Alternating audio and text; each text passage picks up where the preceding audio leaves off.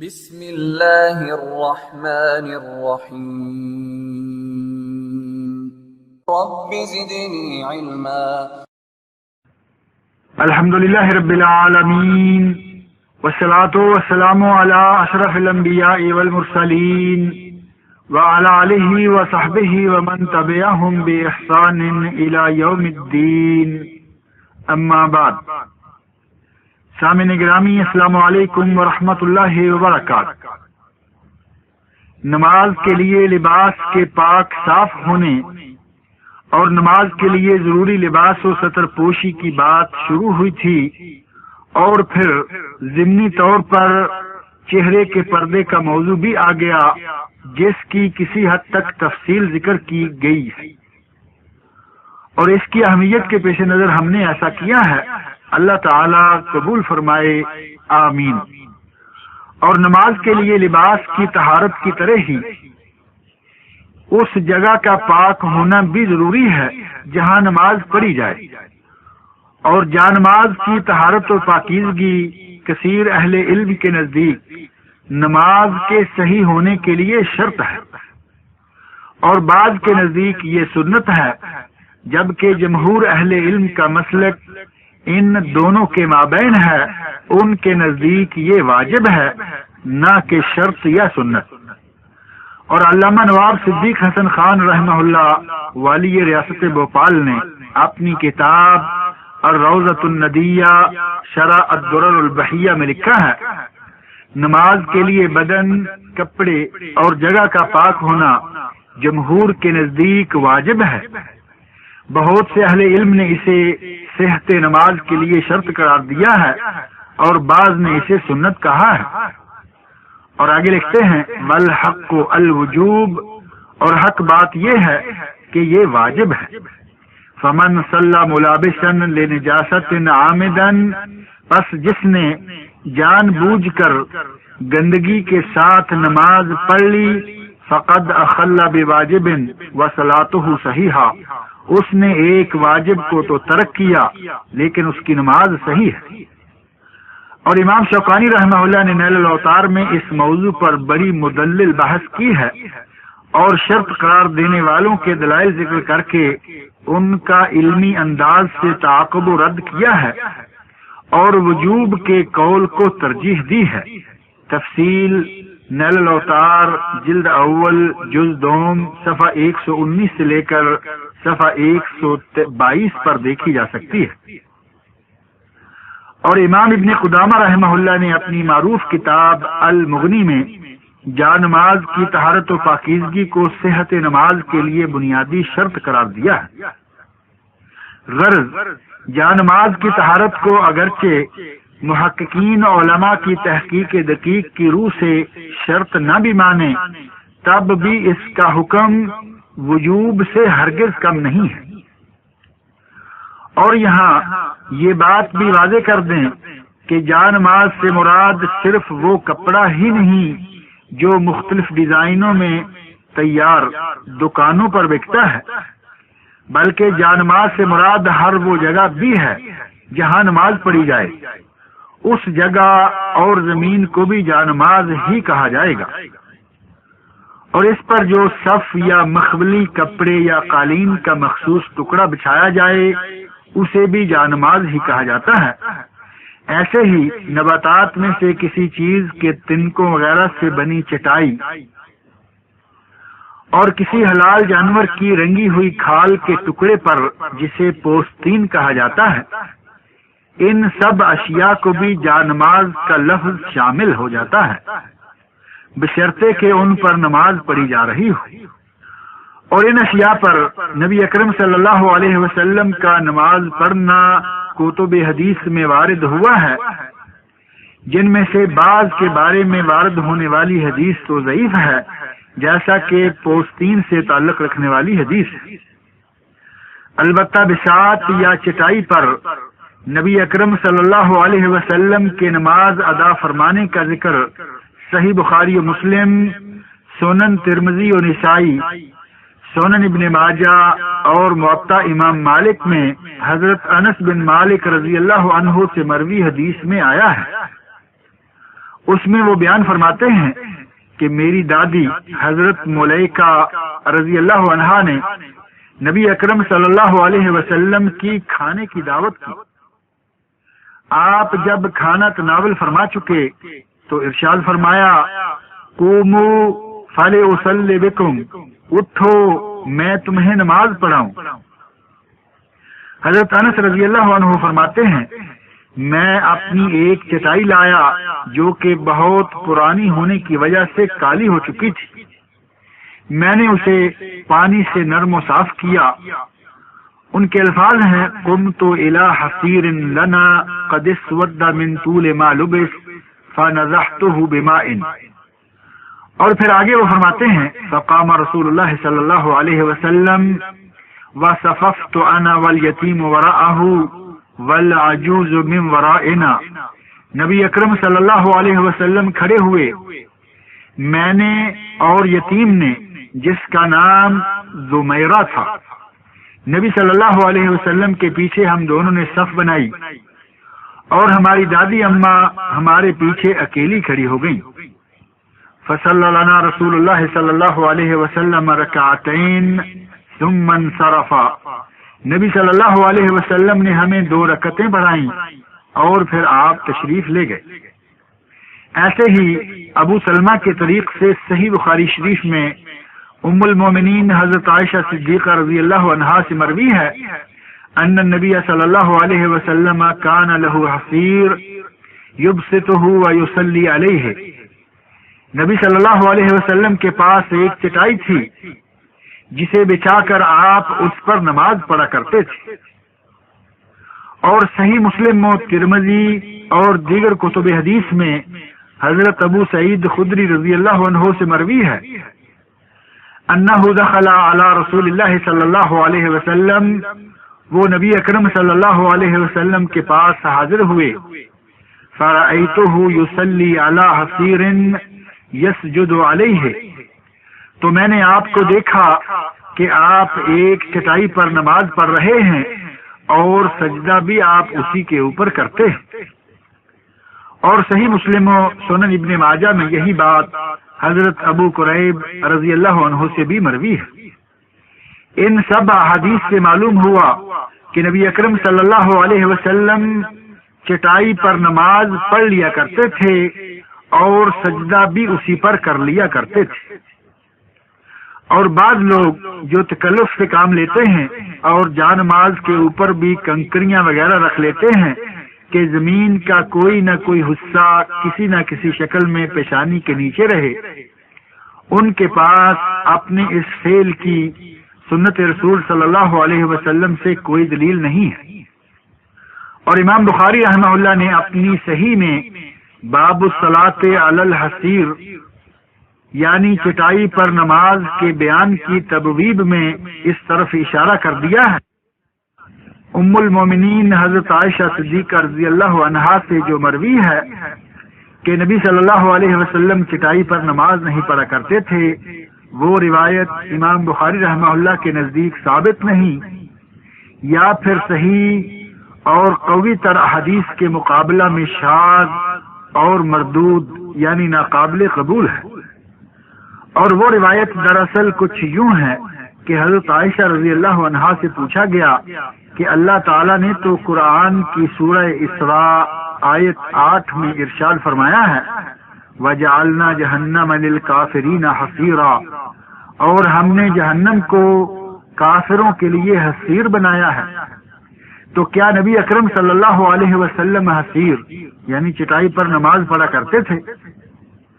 تو ام المومنین حضرت عائشہ صدیقہ رضی اللہ عنہا نے انکار کر دیا اور کہنے لگیں لم یکن یصلی علی الحصیر، نبی صلی اللہ علیہ وسلم چٹائی پر نماز نہیں پڑھا کرتے تھے. اس روایت سے کسی غلط فہمی میں مبتلا نہیں ہونا چاہیے کیونکہ یہ روایت صحیح نہیں ہے. حافظ عراقی رحمہ اللہ نے اگرچہ اس کے روات کو تو ثقہ قرار دیا ہے لیکن خود انہوں نے ساتھ ہی یہ بھی کہہ دیا ہے کہ اس روایت میں شذوذ اور نکارت پائی جاتی ہے. اور اگر اس کی کوئی حیثیت تسلیم بھی کر لی جائے تب بھی صحیح اور قوی تر احادیث کی موجودگی میں کہا جائے گا کہ حضرت عائشہ رضی اللہ عنہا نے اپنے علم کی حد تک نفی کی ہے، اور جن صحابہ نے نبی صلی اللہ علیہ وسلم کو چٹائی پر نماز پڑھتے ہوئے دیکھا ہے ان کا قول مثبت ہے، اور معروف اصولی قاعدہ ہے کہ نفی کرنے والے پر مثبت یعنی ثابت کرنے والا مقدم ہوتا ہے۔ یہی وجہ ہے کہ امام ترمذی رحمہ اللہ کے بقول اکثر اہل علم چٹائی وغیرہ پر نماز پڑھنے کو مستحب قرار دیتے ہیں، اور چٹائی کے مختلف سائزوں کے اعتبار سے احادیث میں اس کے مختلف نام وارد ہوئے ہیں، جن میں سے بعض تو ایک دوسرے کے مترادف بھی ہیں۔ مثلا وہ احادیث تو ذکر کی جا چکی ہیں جن میں چٹائی کے لیے حصیر کا لفظ آیا ہے۔ ایسے ہی حضرت انس بن مالک رضی اللہ عنہ سے صحیحین اور سنن اربعہ سوائے سنن ابی داود کے مروی ہے کہ نبی اکرم صلی اللہ علیہ وسلم ہمارے گھر تشریف لائے اور میرے چھوٹے بھائی سے جن کی چڑیا مر گئی تھی ہنسی مزاح کے انداز سے فرمایا، یا ابا عمیر ما فعل النغیر، اے ابو عمیر تمہاری سرخ چونچ والی چڑیا نے کیا کیا؟ اور آگے حضرت انس رضی اللہ عنہ فرماتے ہیں، وَنُزِحَ بِسَاطٌ لَنَا فَصَلَّى عَلَيْهِ، ہماری ایک چٹائی تھی جسے نرم و صاف کیا گیا،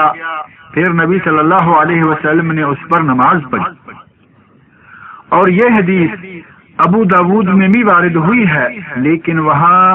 نبی اکرم صلی اللہ علیہ وسلم کا حضرت ام سلیم رضی اللہ عنہا کے گھر جانا مذکور ہوا ہے۔ اس حدیث میں چٹائی کے لیے حصیر کی بجائے بساط کا لفظ آیا ہے،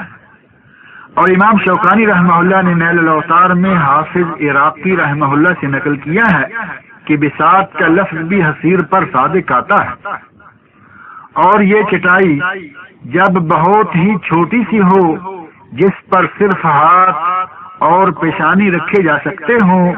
تاکہ گرم جگہ پر سجدہ کرنا ممکن ہو جائے تو ایسے ٹکڑے کو خمرہ کہا جاتا ہے، اور وہ کھجور کے پتوں کی بنی ہوئی ہوتی تھی۔ اور یہ لفظ خمرہ بھی احادیث میں وارد ہوا ہے، چنانچہ صحیحین اور ترمذی کے سوا سنن اربعہ میں حضرت عبداللہ بن شداد رضی اللہ عنہ اپنی خالہ ام المومنین حضرت میمونہ رضی اللہ عنہا سے روایت بیان کرتے ہیں، جس میں وہ فرماتی ہیں، کان النبی صلی اللہ علیہ وسلم یصلی علی الخمرہ، نبی اکرم صلی اللہ علیہ وسلم چھوٹی چٹائی پر نماز پڑھا کرتے تھے۔ اور ترمذی میں بھی یہ حدیث موجود ہے، لیکن یہ وہاں حضرت میمونہ رضی اللہ عنہا کی بجائے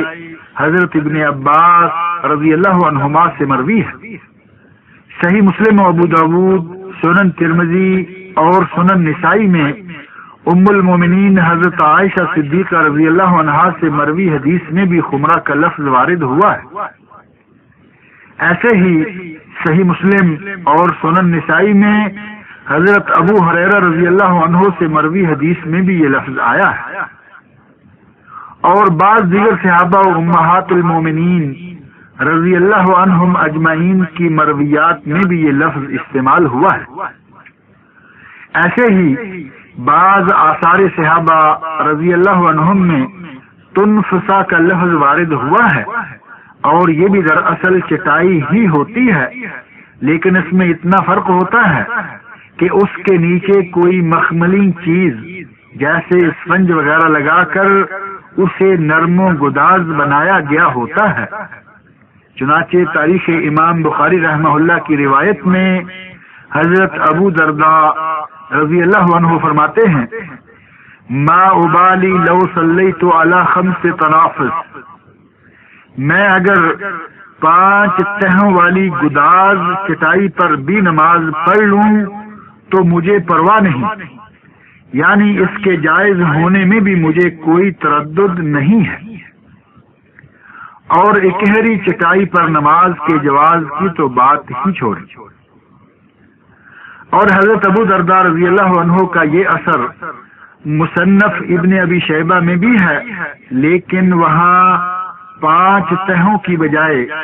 اوپر نیچے 6 تہوں یا 6 چٹائیوں کے اوپر نماز پڑھنے کا ذکر آیا ہے۔ اور امام شوکانی رحمہ اللہ نے نیل الاوطار میں بعض دیگر صحابہ کرام رضی اللہ عنہم کے آثار بھی نقل کیے ہیں جن میں ان کے ایسی تہ دار موٹی گداز چٹائی پر نماز پڑھنے کا ذکر آیا ہے۔ چنانچہ مصنف ابن ابی شیبہ میں حضرت ابن عباس رضی اللہ عنہما کے بارے میں آیا ہے انہ صلی علی تنفسا کہ انہوں نے گداز چٹائی پر نماز پڑھی۔ اور وہیں حضرت ابو وائل رضی اللہ عنہ کے بارے میں بھی مروی ہے انہ صلی علی تنفسا کہ انہوں نے بھی ایسی ہی گداز چٹائی پر نماز پڑھی۔ اور مشہور تابعی حضرت حسن بصری رحمہ اللہ کا قول ہے لا باس بالصلاۃ علی التنفسا، گداز چٹائی پر نماز پڑھنے میں بھی کوئی حرج نہیں ہے۔ اور جمہور علماء و فقہاء ان آثار کی بنا پر ایسی مخملی گداز چٹائی پر نماز کے جواز کے قائل ہیں۔ اور صرف مختلف اقسام و احجام کی چٹائیوں پر ہی بس نہیں، بلکہ بعض روایات سے تو پتہ چلتا ہے کہ حلال جانور بھیڑ بکری وغیرہ کی کھال کو دباغت دینے یعنی رنگنے کے بعد اس سے تیار ہونے والی پوستین پر بھی نماز پڑھی جا سکتی ہے۔ چنانچہ اس سلسلہ میں ایک روایت سنن ابی داود، مسند امام احمد اور مستدرک امام حاکم میں حضرت مغیرہ بن شعبہ رضی اللہ عنہ سے مروی ہے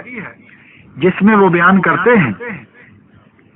کان رسول اللہ صلی اللہ علیہ وسلم یصلی علی الحصیر والفروۃ المدبوغہ، رسول اللہ صلی اللہ علیہ وسلم چٹائی اور دباغت دی ہوئی کھال یعنی پوستین پر نماز پڑھ لیا کرتے تھے۔ اس روایت سے 2 چیزوں پر نماز کے جواز کا پتہ چلتا ہے، ان میں سے ایک تو ہے چٹائی، جس کے بارے میں اتنی احادیث صحیح ہیں اور سنن کی گزری ہیں کہ اگر یہ حدیث نہ بھی ہوتی تو وہ چیز بلا شبہ ثابت ہے۔ اب رہا معاملہ پوستین یا رنگے ہوئے چمڑے یا کھال پر نماز کا، تو وہ اسی حدیث میں مذکور ہے، اور یہ حدیث ایسی سند سے مروی ہے جس پر محدثین کرام نے کلام کیا ہے۔ مثلا یہ کہ اس کی سند میں ایک راوی ابو عون محمد بن عبید اللہ بن سعید ثقفی ہیں جنہوں نے اس روایت کو اپنے والد عبید اللہ سے لیا ہے، اور وہ خود تو ثقہ ہیں جن سے امام بخاری و مسلم نے حجت لی ہے، البتہ ان کے والد عبید اللہ سے ان کے بیٹے ابو عون کے سوا کسی نے روایت بیان نہیں کی، لہذا معروف محدث ابو حاتم رازی رحمہ اللہ نے اسے مجہول قرار دیا ہے، جیسا کہ ابو داود کے شارح علامہ شمس الحق عظیم آبادی رحمہ اللہ نے عون المعبود شرح ابو داود میں تلخیص سنن کے حوالہ سے امام منذری رحمہ اللہ سے نقل کیا ہے، اور صاحب نیل الاوطار نے حافظ عراقی سے نقل کیا ہے کہ اس کی سند میں انقطاع پایا جاتا ہے، اور امام ابن حبان رحمہ اللہ نے عبید اللہ کو ثقہ تبع تابعین میں سے شمار کیا ہے، اور ساتھ ہی یہ بھی کہہ دیا ہے کہ وہ انقطاع والی روایات بیان کیا کرتے تھے۔ اس تفصیل سے معلوم ہوا کہ یہ روایت ضعیف ہونے کی وجہ سے ناقابل استدلال ہے، لہذا نماز کے لیے پوستین کے استعمال کو ترک کرنا ہی اولا ہے کے طور پر استعمال کیا جاتا ہو، جس پر لیٹا بیٹھا اور سویا جاتا ہو، اور اس میں بھی کوئی فرق نہیں کہ اس بستر پر مرد سوتا ہو یا عورت، یا وہ میاں بیوی کا بستر ہو۔ البتہ اس سلسلہ میں جو بنیادی باتیں پیش نظر رہنی چاہیے وہ یہ کہ ایک تو وہ جگہ یا چادر پاک صاف ہونی چاہیے، کیونکہ یہ تو جانماز کے لیے اگر شرط نہیں تو کم از کم واجب ضرور ہے، جیسا کہ اس موضوع کی کچھ تفصیل ذکر کی جا چکی ہے۔ اور دوسری بات جس کے کہنے کی بھی کوئی خاص ضرورت نہیں، کیونکہ وہ بڑی عام فہم ہے اور اسے تو ہر شخص جانتا ہی ہے کہ یہاں بستر سے مراد سونے کی جگہ اور چادر وغیرہ ہے، جسے عربی میں اور خاص طور پر کتب حدیث میں فراش یعنی بچھونے کے لفظ سے بیان کیا گیا ہے۔ اور اس فراش سے آج کل کے بیڈ مراد نہ لیے جائیں، بلکہ عام بچھونا مراد لیا جائے تو اسی میں احتیاط ہے اور یہی اولا بھی ہے۔ اور اس بنیادی وضاحت کی روشنی میں آئیے اب وہ احادیث آپ کے گوشگزار کریں جن میں بستر یا بچھونے پر نبی اکرم صلی اللہ علیہ وسلم کے نماز ادا کرنے کا ذکر آیا ہے۔ چنانچہ صحیح بخاری شریف باب الصلاۃ علی الفراش کے تحت امام بخاری رحمہ اللہ نے متعدد احادیث وارد کی ہیں، جبکہ اس مسئلہ کو ثابت کرنے کے لیے دو آثار صحابہ رضی اللہ عنہما بھی تعلیقاً ذکر کیے ہیں۔ ان میں سے ایک میں ہے وَصَلَّى أَنَسٌ عَلَى فِرَاشِهِ، حضرت انس ابن مالک رضی اللہ عنہ نے اپنے بچھونے یا بستر پر نماز پڑھی۔ حضرت انس رضی اللہ عنہ کے اس اثر کو امام ابن ابی شیبہ نے اپنی مصنف میں اور امام سعید بن منصور نے اپنی مسند میں موصولاً بھی روایت کیا ہے۔ اور اس قضیہ کو تقویت پہنچانے کے لیے امام بخاری رحمہ اللہ نے ایک دوسرا اثر بھی ذکر کیا ہے جو اگرچہ بظاہر موقوفاً ہے لیکن اس کا حکم مرفوع حدیث کا ہے۔ چنانچہ اس اثر میں حضرت انس رضی اللہ عنہ فرماتے ہیں كنا نصلي مع النبي صلی اللہ علیہ وسلم فيسجد احدنا على ثوبه، ہم نبی اکرم صلی اللہ علیہ وسلم کے ساتھ نماز پڑھا کرتے تھے اور ہم میں سے کوئی شخص اپنے کپڑے پر سجدہ کرتا تھا۔ اور یہ اثر اگلے ہی باب میں امام بخاری رحمہ اللہ نے موصولاً بھی بیان کیا ہے، جو کہ صحیح بخاری شریف کے علاوہ صحیح مسلم اور دیگر کتب حدیث میں بھی مروی ہے۔ اس میں وہ بیان کرتے ہیں كنا نصلي مع النبي صلی اللہ علیہ وسلم فيضع احدنا طرف الثوب من شدة الحر في مكان السجود، ہم نبی اکرم صلی اللہ علیہ وسلم کی معیت میں نماز پڑھا کرتے تھے تو گرمی کی شدت کی وجہ سے ہم میں سے کوئی شخص اپنے کپڑے کا کوئی حصہ اپنے سجدہ کی جگہ پر رکھ لیتا تھا۔ اور صحیح بخاری شریف میں تعلیقاً اور مصنف عبد الرزاق اور مصنف ابن ابی شیبہ میں موصولاً امام حسن بصری رحمہ اللہ سے مروی ہے ان اصحاب رسول اللہ صلی اللہ علیہ وسلم كانوا يسجدون وأيديهم في ثيابهم، نبی صلی اللہ علیہ وسلم کے صحابہ رضی اللہ عنہم سجدہ کرتے جبکہ ان کے ہاتھ ان کے کپڑوں میں ہوتے تھے۔ وَيَسْجُدُ الرَّجُلُ مِنْهُمْ عَلَى قَلَنسُوَتِهِ وَعَمَامَتِهِ، اور صحابہ کرام اپنی پیشانیوں کو گرمی سے بچانے کے لیے اپنی ٹوپیوں اور پگڑیوں کے بلوں پر سجدہ کرتے تھے۔ ان احادیث و آثار سے یہ تو واضح ہو جاتا ہے کہ صحابہ کرام رضی اللہ عنہم کپڑے پر سجدہ کر لیا کرتے تھے اور بستر پر نماز پڑھنا بھی اسی قبیل سے ہے۔ اور صحابی رسول صلی اللہ علیہ وسلم حضرت انس رضی اللہ عنہ کے اثر میں ثابت ہے کہ انہوں نے بستر پر نماز پڑھی، اور ان کے اس فعل کے صحیح ہونے کی تائید خود نبی اکرم صلی اللہ علیہ وسلم کے عمل مبارک سے بھی ہوتی ہے۔ چنانچہ صحیح بخاری شریف کے متعدد مقامات پر ایک حدیث ام المومنین حضرت عائشہ صدیقہ رضی اللہ عنہا سے مروی ہے، جس سے ہر جگہ ایک نیا ہی مسئلہ ثابت کیا گیا ہے۔ ایک جگہ اس سے بستر یا بچھونے پر نماز کا جواز بھی اخذ کیا گیا ہے۔ چنانچہ اس حدیث میں وہ بیان کرتی ہیں، کنت انام بین یدی رسول اللہ صلی اللہ علیہ وسلم ورجلی فی قبلتہ، میں نبی صلی اللہ علیہ وسلم کے سامنے سوئی ہوئی ہوتی تھی اور میرے پاؤں آپ کی جائے سجدہ پر ہوتے۔ فَإِذَا سَجَدَ غَمَزَنِي فَقَبَضْتُ رِجْلِي فَإِذَا قَامَ بَسَطْتُهُمَا، جب آپ سجدہ کرنے لگتے تو میرے پاؤں کو ہاتھ سے چوکا لگاتے اور میں اپنے پاؤں سمیٹ لیتی، اور جب آپ کھڑے ہو جاتے تو میں پھر اپنے پاؤں پھیلا لیتا۔ اور آگے اسی حدیث میں یہ وضاحت بھی حضرت عائشہ رضی اللہ عنہا کے اپنے الفاظ ہی میں موجود ہے کہ یہ ان دنوں کی بات ہے جب ابھی گھروں میں چراغ نہیں ہوا کرتے تھے۔ اور دوسری جگہ اور بھی واضح انداز سے مروی ہے، ان رسول اللہ صلی اللہ علیہ وسلم کان یصلی وہی بینہ وبین القبلہ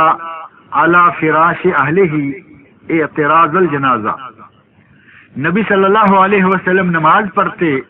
جبکہ وہ آپ کے اور قبلہ کے مابین اس طرح لیٹی ہوئی ہوتی تھیں جس طرح سامنے جنازہ رکھا ہوا ہوتا ہے۔ اور اس سے اگلی حدیث میں حضرت عائشہ رضی اللہ عنہا کے بھانجے حضرت عروہ بیان کرتے ہیں، ان النبی صلی اللہ علیہ وسلم کان یصلی وعائشۃ معترضۃ بینہ وبین القبلہ علی الفراش الذی ینامان علیہ، نبی صلی اللہ علیہ وسلم نماز پڑھتے جبکہ حضرت عائشہ رضی اللہ عنہا آپ کے سامنے قبلہ کی طرف اس بستر پر لیٹی ہوئی ہوتی جس پر آپ دونوں سویا کرتے تھے۔ ان سب احادیث سے واضح ہو گیا کہ بستر کی جگہ اور بچھونے کی چادر کے اوپر نماز پڑھی جا سکتی ہے، صرف اس کا پاک صاف ہونا ضروری ہے۔ اور اس تفصیل سے یہ بھی معلوم ہو گیا کہ ابو داود، ترمذی، نسائی اور مسند احمد میں حضرت عائشہ رضی اللہ عنہا ہی سے جو حدیث مروی ہے جس میں وہ بیان کرتی ہیں، کان النبی صلی اللہ علیہ وسلم لا یصلی فی شعرنا ولحفنا، نبی صلی اللہ علیہ وسلم ہماری چادر پر یا سوتے وقت اوپر لپیٹنے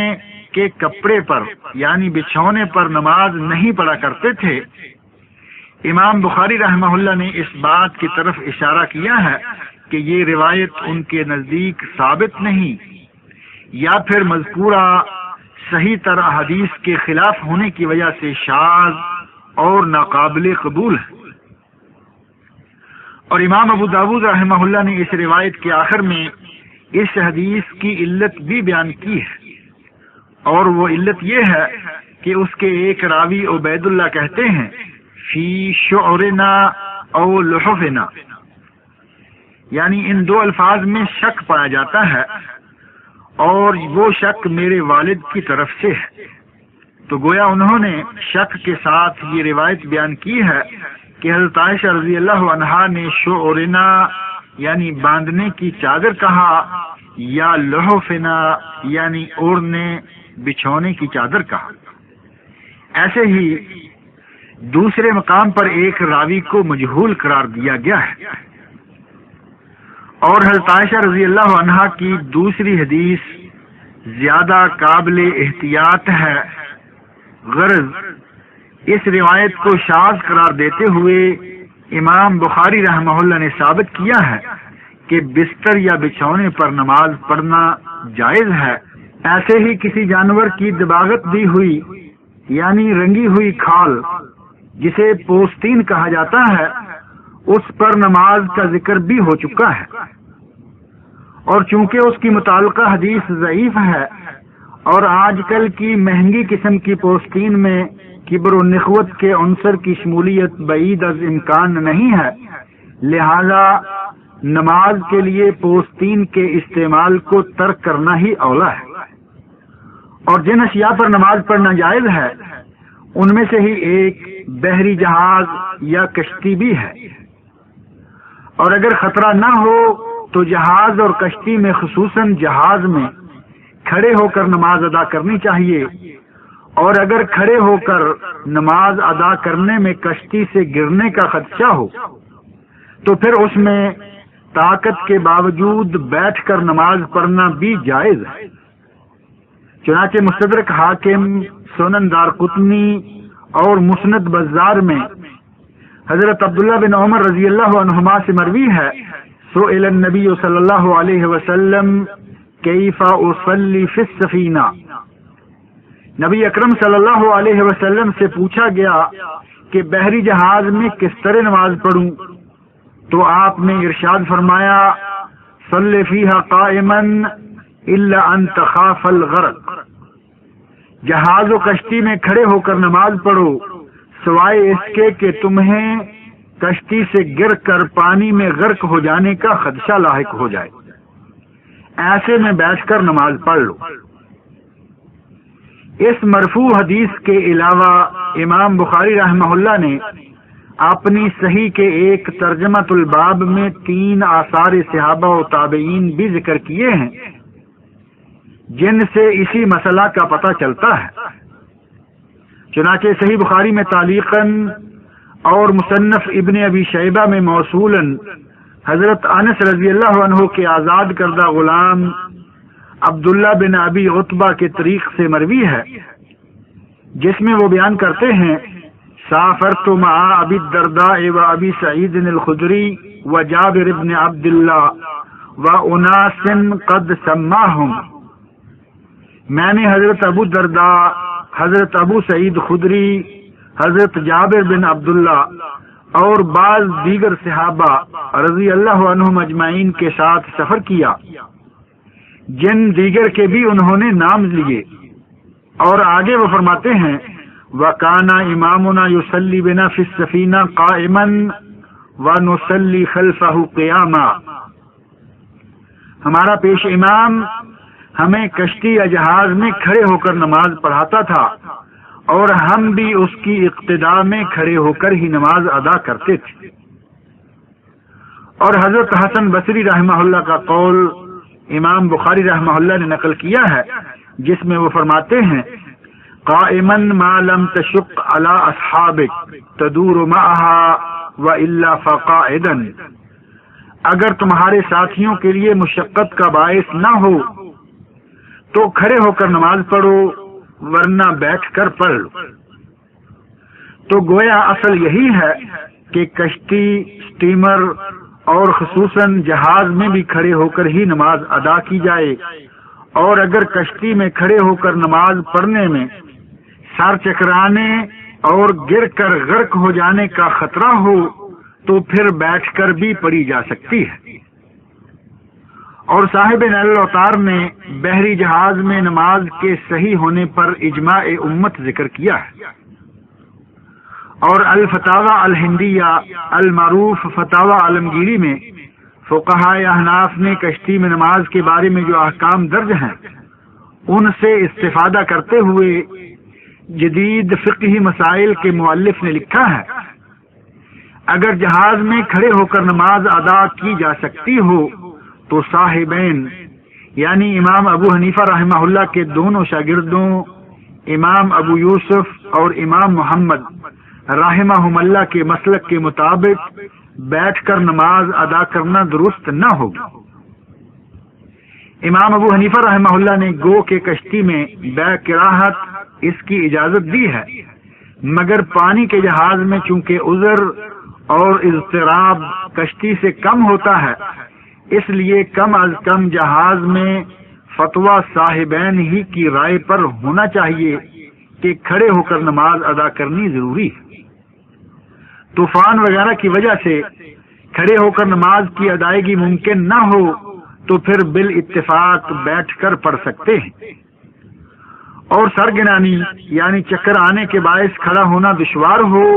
تو بھی بیٹھ کر ہی نماز ادا کی جائے گی۔ اور یہاں یہ بات بھی ذکر کر دیں کہ بحری جہاز کی طرح ہی ہوائی جہاز میں بھی نماز ادا کی جا سکتی ہے، غالباً اسی لیے شریعت اسلامیہ نے نہ صرف خانہ کعبہ بلکہ اس کے مقابل آنے والی اوپر کی پوری فضا کو قبلہ کا درجہ دیا ہے تاکہ اونچی سے اونچی اور بلند سے بلند جگہ پر بھی نماز ادا کی جا سکے، جیسا کہ المغنی لابن قدامہ جلد دوم صفحہ 476 سے پتہ چلتا ہے۔ اور شیخ عبد الرحمن جزیری مصری نے الفقہ علی المذاہب الاربعہ جلد اول صفحہ 206 پر لکھا ہے کہ ہوائی جہاز، اسٹیمر اور ریل گاڑی کو کشتی پر قیاس کرتے ہوئے اس میں نماز درست ہے۔ چنانچہ وہ لکھتے ہیں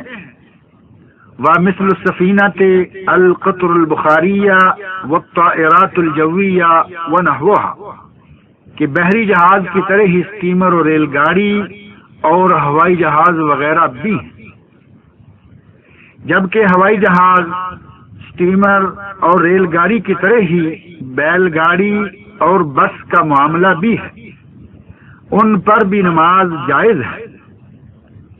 اگرچہ بس میں جگہ کی قلت ہوتی ہے لیکن بسیں بھی اپنی وضع کے لحاظ سے اس نوعیت کی ہوتی ہیں کہ ان میں بھی نماز ادا کی جا سکتی ہے، جیسی جیسی جگہ اور موقع ملے اس کے مطابق ہی حسب ضرورت عمل کر لیا جائے، کھڑے ہو کر یا بیٹھ کر حسب موقع نماز ادا کر لی جائے۔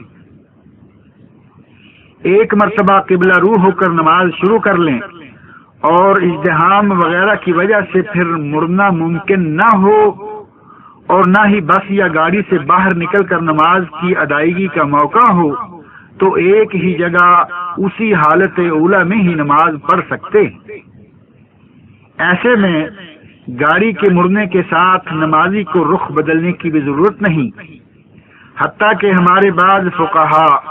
جو بس یا ٹرین وغیرہ کے رخ بدلنے کے ساتھ ہی نمازی کے رخ بدلنے کا بھی مطالبہ کرتے ہیں، ان کے متاخرین علماء ازدحام وغیرہ کی صورت میں ایک ہی جگہ نماز مکمل کر لینے کی اجازت بھی دیتے ہیں۔ مثلا فتاوی دارالعلوم دیوبند جلد دوم صفحہ 116 پر مولانا مفتی عزیز الرحمان عثمانی لکھتے ہیں اگر فی الحقیقت ہجوم این قدر باشد کہ حرکت رکوع و سجود ممکن نیست و نیز برصلات از خارج ریل قادر نیست بلا استقبال و بلا قیام ادا کنند، یعنی اگر واقعی ہجوم و اتحام اس قدر ہو کہ رکوع و سجود کے لیے ادھر ادھر حرکت کرنا ممکن نہ ہو اور نہ ہی ریل سے باہر نکل کر نماز پڑھ سکتا ہو تو بلا استقبال قبلہ اور بلا قیام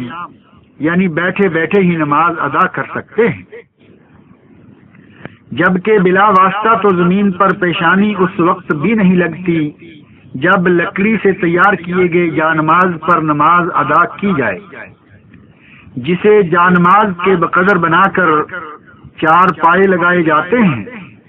اور زمین سے تھوڑا سا اونچا کیا جاتا ہے،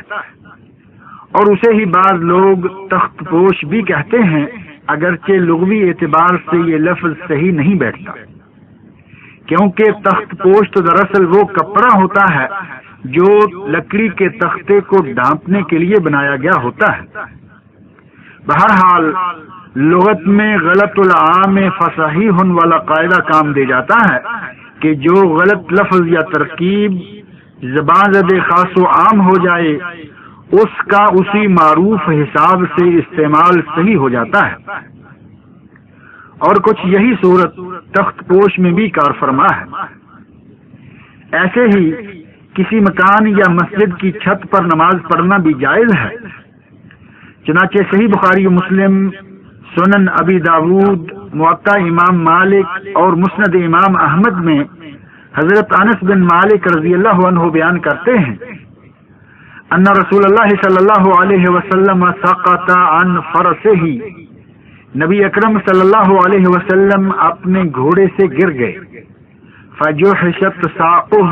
او کتفہ، اس گرنے سے آپ کی پنڈلی یا آپ کا کندھا زخمی ہو گیا.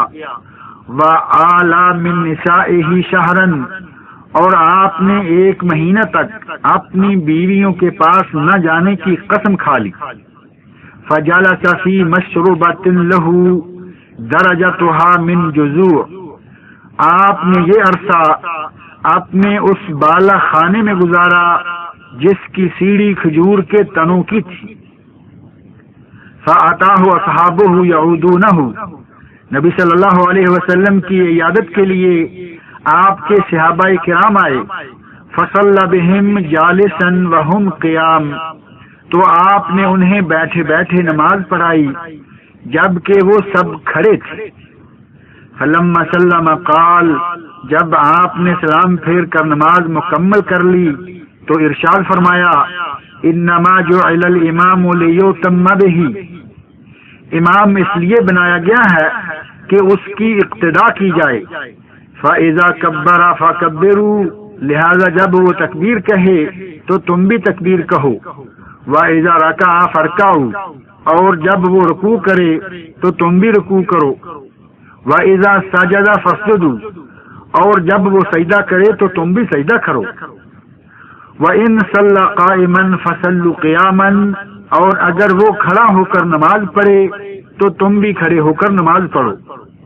وَإِن صَلَّى جَالِسًا فَصَلُّوا جُلُوسًا أَجْمَعِينَ، اور جب وہ بیٹھ کر نماز پڑھے تو تم سب بھی بیٹھ کر ہی نماز پڑھو. اس حدیث کو امام بخاری رحمہ اللہ اپنی صحیح میں 11 مقامات پر لائے ہیں،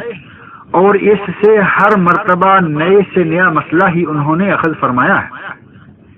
باب الصلاۃ فی السطوح والمنبر والخشب کے تحت لا کر اس حدیث سے چھت اور لکڑی پر نماز کے صحیح ہونے پر استدلال کیا ہے، کیونکہ نبی اکرم صلی اللہ علیہ وسلم کا بالا خانہ شارح بخاری ابن بطال کے بقول لکڑی سے بنا ہوا تھا، جیسا کہ کھجور کے تنوں کی سیڑھی سے بھی اندازہ ہوتا ہے. اور اگر یہ مان لیا جائے کہ سیڑھی کے کھجور کا تنا ہونے سے یہ تو لازم نہیں آتا کہ سارا بالا خانہ ہی لکڑی کا ہو، تو پھر کم از کم اس حدیث میں چھت پر نماز کے جواز کی دلیل تو صریحاً موجود ہے. اور صحیح بخاری شریف کے مذکورہ باب میں تعلیقاً اور مصنف ابن ابی شیبہ میں موصولاً حضرت ابو ہریرہ رضی اللہ عنہ کا اثر مروی ہے، جس میں مذکور ہے وصلی ابو ہریرہ علی سقف المسجد بصلاۃ الامام، حضرت ابو ہریرہ رضی اللہ عنہ نے مسجد کی چھت پر با جماعت نماز ادا فرمائی. اور مصنف ابن ابی شیبہ کی سند میں ایک راوی صالح مولا توامہ ہے جس میں محدثین کرام کے نزدیک کچھ ضعف پایا جاتا ہے، لیکن سنن سعید بن منصور میں یہی اثر ایک دوسرے طریق سے بھی حضرت ابو ہریرہ رضی اللہ عنہ سے مروی ہے، جس سے اس اثر کو قوت حاصل ہو جاتی ہے، جیسا کہ حافظ ابن حجر عسقلانی رحمہ اللہ نے فتح الباری شرح صحیح بخاری میں لکھا ہے. اور اگر نبی اکرم صلی اللہ علیہ وسلم کے بالا خانے کو لکڑی سے تیار شدہ مان لیا جائے تو لکڑی کے تختے پر نماز کا جواز واضح ہے، اور اگر اس بالا خانہ کو لکڑی کا نہ بھی مانا جائے تو بعض دیگر احادیث میں لکڑی پر نبی اکرم صلی اللہ علیہ وسلم کے نماز ادا فرمانے کا ذکر ملتا ہے. چنانچہ نبی صلی اللہ علیہ وسلم کا صحابہ کرام کو نماز کا طریقہ سکھلانے کے لیے اپنے ممبر پر کھڑے ہو کر نماز پڑھانا صحیح بخاری شریف اور دیگر کتب میں معروف حدیث ہے. اس حدیث میں ہے کہ حضرت سہل بن سعد رضی اللہ عنہ سے لوگوں نے پوچھا من ای شیء المنبر، ممبر رسول صلی اللہ علیہ وسلم کس چیز سے بنایا گیا تھا؟ تو انہوں نے فرمایا ما بقی فی الناس اعلم منی، لوگوں میں اس بات کو جاننے والا اب مجھ سے بڑھ کر کوئی نہیں رہا. ہوا من اصل الغابہ، وہ ایک جنگلی درخت کی لکڑی سے تیار کیا گیا تھا. عاملہ فلان مولا فلانا لرسول اللہ صلی اللہ علیہ وسلم، اسے فلاں عورت کے آزاد کردہ غلام فلاں نے بنایا تھا. ممبر بنانے والے شخص کے نام میں اختلاف ہے،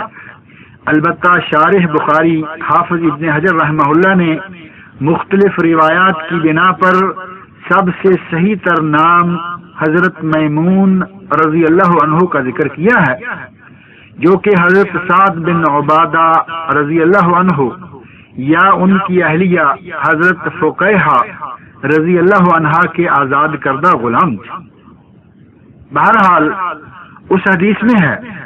وقام علیہ رسول اللہ صلی اللہ علیہ وسلم حین عمل ووضع فاستقبل القبلہ کبر وقام الناس خلفہ. جب وہ ممبر تیار کر کے مسجد میں لا کر رکھ دیا گیا تو نبی صلی اللہ علیہ وسلم اس کے اوپر کھڑے ہو گئے اور قبلہ رو ہو کر تکبیر تحریمہ کہی، اور لوگ یعنی صحابہ کرام بھی آپ کے پیچھے کھڑے ہو گئے. اور آگے حضرت سہل رضی اللہ عنہ فرماتے ہیں کہ پھر آپ نے قرات کی، پھر رکوع کیا، اور آپ کے پیچھے دوسرے لوگوں نے بھی رکوع کیا. پھر آپ نے رکوع سے سر اٹھایا اور الٹے پاؤں ممبر سے نیچے اتر آئے اور زمین پر سجدے کیے. پھر ممبر پر تشریف لے گئے اور رکوع کیا، اور جب رکوع سے سر اٹھایا تو الٹے پاؤں پھر ممبر سے اتر کر زمین پر سجدہ ریز ہوئے. اور آگے وہ فرماتے ہیں فہذا شانہ، اس طرح نبی صلی اللہ علیہ وسلم نے نماز پڑھی. اس حدیث میں ساری نماز ممبر پر پڑھنے کا ذکر ہے سوائے سجدوں کے، اور وہ بظاہر اس لیے تھا کہ ممبر پر جگہ نہ ہونے کی وجہ سے سجدہ کرنا ممکن نہیں تھا، لہذا نبی صلی اللہ علیہ وسلم نے نیچے اتر کر سجدے کیے. اس سے معلوم ہوا کہ لکڑی پر بھی نماز صحیح ہے، یہ شرط نہیں کہ لازماً زمین پر ہی نماز ادا کی جائے. اب رہی کتب فقہ میں مذکور یہ بات کہ سجدہ زمین پر پیشانی ٹیکنے کا ہی نام ہے، جسے وضع الجبہۃ علی الارض کہا گیا ہے، اور ہوائی جہاز وغیرہ میں تو یہ بات نہیں پائی جاتی. تو اس سلسلہ میں عرض ہے کہ اس قسم کے تکلفات شریعت کی روح سے ہم آہنگ نہیں ہیں، بلکہ یہ ایک اتفاقی بات ہے کہ چونکہ عام طور پر زمین ہی پر پیشانی ٹیکنے کی نوبت آتی ہے، اس لیے فقہاء کرام نے زمین کا لفظ استعمال کیا ہے. اور یہ ٹھیک اسی طرح ہے جیسے کوئی شخص کہے کہ روئے زمین پر اسلام سے بہتر کوئی دین نہیں، تو کیا اس سے یہ بات سمجھی جائے گی کہ وہ یہ کہنا چاہتا ہے کہ چاند پر اس سے بہتر ایک اور دین موجود ہے؟ ہرگز نہیں. اور یہی معاملہ زمین پر پیشانی ٹیکنے کا بھی ہے. شریعت کا اصل منشا یہ ہے کہ کوئی ایسی چیز ہو جس پر انسان کی پیشانی ٹک سکے، جیسا کہ حدیث کی روح سے کشتی میں نماز کی اجازت دی گئی ہے،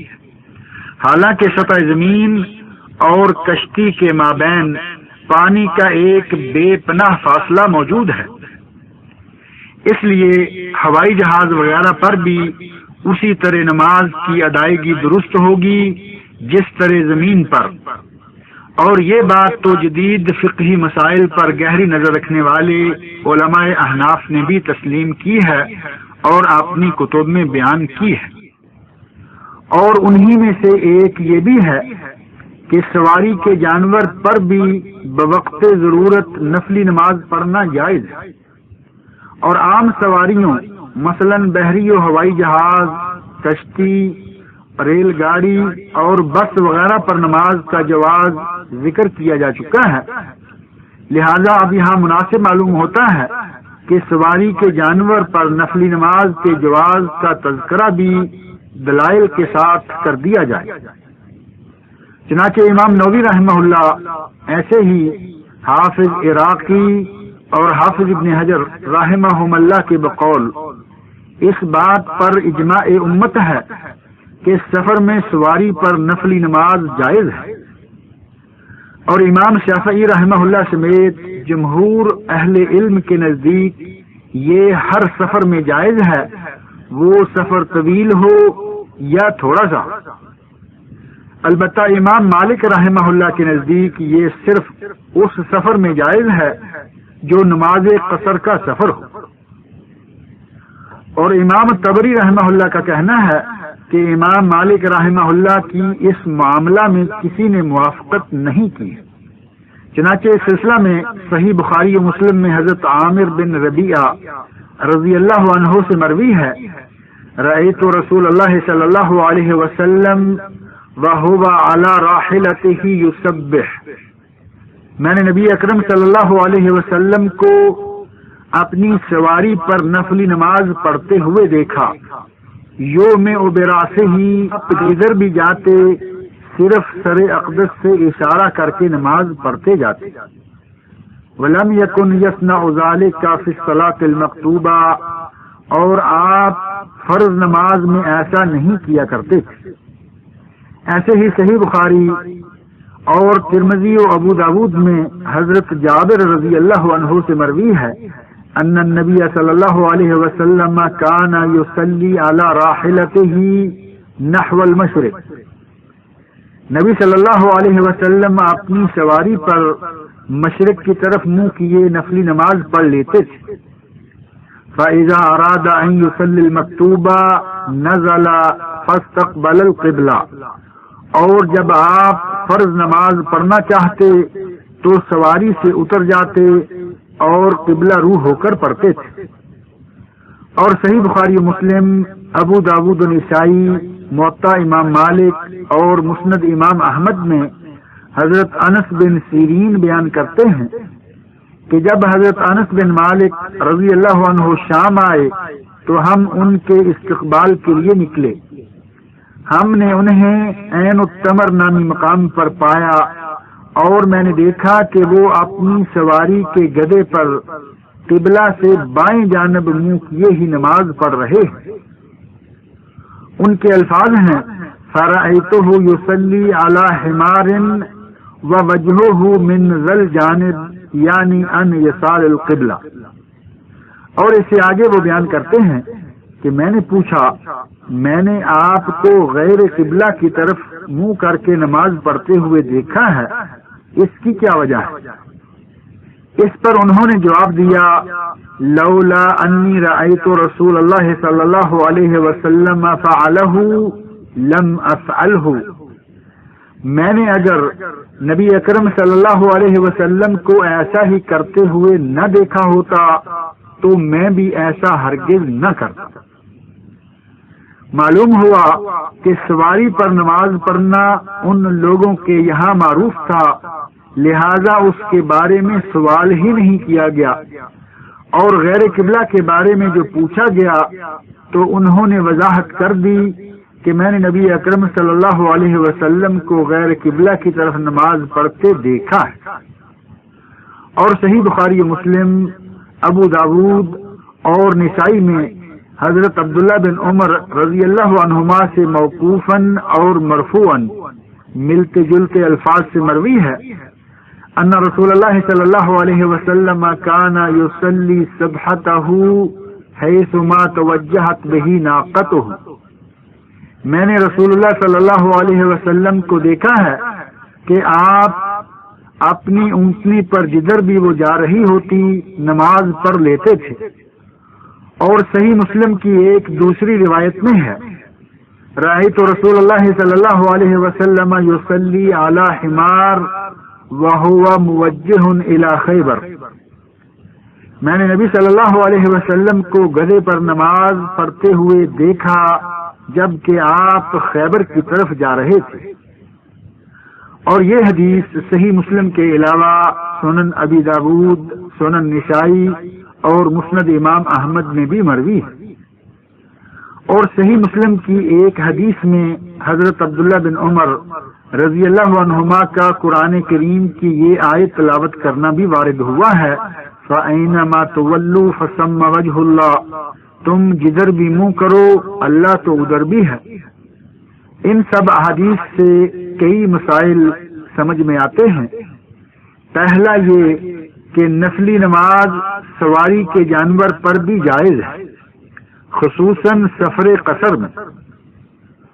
اور دوسرا مسئلہ یہ کہ گدھا اگرچہ معقول اللحم جانوروں میں سے نہیں ہے کہ جن کا گوشت کھایا جاتا ہو، لیکن اس پر نبی صلی اللہ علیہ وسلم کا نماز پڑھنا ثابت ہے۔ امام نووی رحمہ اللہ نے شرح صحیح مسلم میں گدھے والی روایت کو اونٹ یا عام سواری والی جمہور کی روایت کے مخالف اور شاذ قرار دیتے ہوئے ناقابل قبول کہا ہے، لیکن شارح بخاری حافظ ابن حجر رحمہ اللہ نے گدھے کی سواری اور اس پر نبی صلی اللہ علیہ وسلم کے نماز پڑھنے کے احتمال کو ہی ترجیح دی ہے، اور اس کے لیے انہوں نے صحیح مسلم والی حدیث ابن عمر رضی اللہ عنہما سے استدلال کیا ہے، جس میں خیبر اور حمار کا لفظ وارد ہوا ہے، اور اس کی تائید مسند سراج سے نقل کی ہے، جس میں یحییٰ بن سعید کے طریق سے حضرت انس رضی اللہ عنہ بیان کرتے ہیں انہ رأى النبی صلی اللہ علیہ وسلم یصلی علی حمار وهو ذاہب الی خیبر، کہ انہوں نے نبی اکرم صلی اللہ علیہ وسلم کو خیبر جاتے ہوئے گدھے پر سوار نماز پڑھتے ہوئے دیکھا، اور اس کی سند کو حافظ ابن حجر رحمہ اللہ نے حسن درجہ کی قرار دیا ہے۔ اور صحیح بخاری میں ایک باب ہے، باب صلاۃ التطوع علی الحمار، اور اس باب کی تبویب سے امام بخاری رحمہ اللہ کے رجحان کا بھی پتہ چل جاتا ہے کہ ان کے نزدیک بھی نبی اکرم صلی اللہ علیہ وسلم کا گدھے پر نماز پڑھنا ثابت ہے۔ اور آج کی ان ذکر کردہ احادیث میں تیسرا مسئلہ یہ بھی آ گیا ہے کہ ایک شارح بخاری محلب کے بقول ارشاد الہی فَأَيْنَمَا تُوَلُّوا فَثَمَّ وَجْهُ اللَّهِ کا حکم نفلی نماز کے ساتھ خاص ہے، اور تمام فقہاء نے یہی قول اپنایا ہے۔ البتہ امام احمد اور ابو ثور رحمہم اللہ کے نزدیک مستحب یہ ہے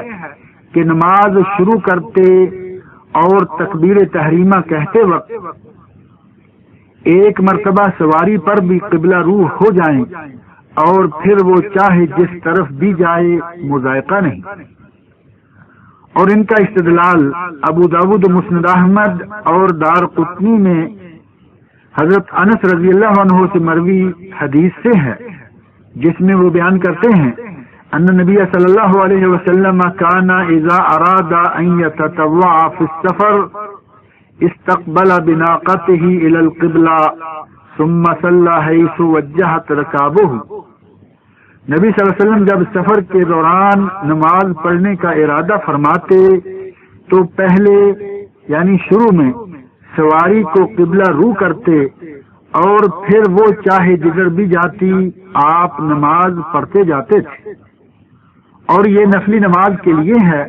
فرضی کے لیے قبلہ رو ہو کر اور جانور سے اتر کر نماز پڑھنا ضروری ہے، سوائے صلاۃ الخوف کے، کیونکہ صلاۃ الخوف تو خود قرآن کریم کی روح سے بھی پیدل یا سوار ہو کر ہر دو طرح سے پڑھی جا سکتی ہے، جیسا کہ سورہ بقرہ کے اواخر میں اللہ تعالیٰ نے فرمایا ہے۔